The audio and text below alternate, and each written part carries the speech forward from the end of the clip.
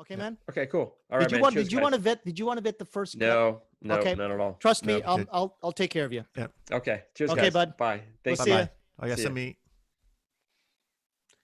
That went really well, I think. Well done. Well done. Yeah, well done. Congratulations. Lots of, I mean, this guy's got lots of content for people to be looking at. Oh God, isn't he great?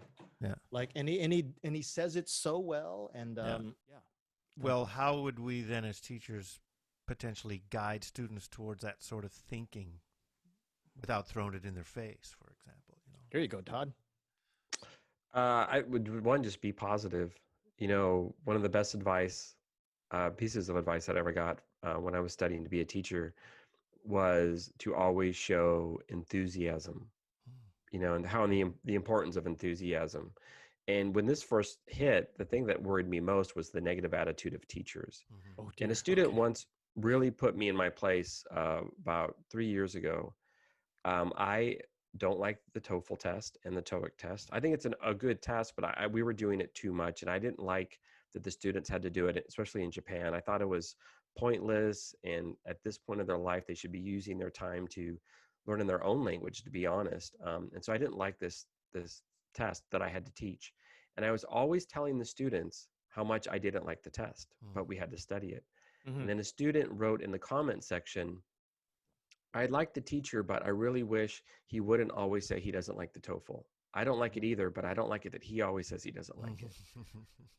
And it really hit me.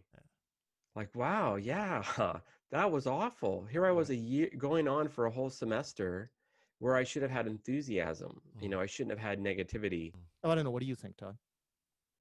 Well, actually, it reminds me of something about I had a really powerful experience about 5 years ago. I was teaching kids, and it led me to develop this theory called OEC, which is like basically it's PPP, but it's orientation, observation is the first level.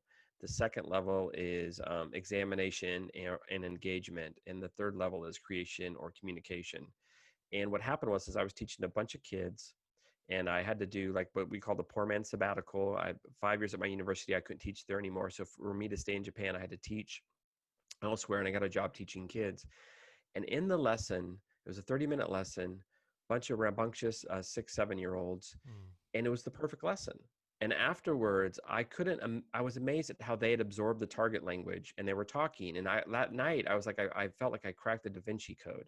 I was like, what did I do? Why was that set up so perfect? And it made me think like, oh, basically it's PPP, but it's just a little twist. The first thing is the orientation stage. And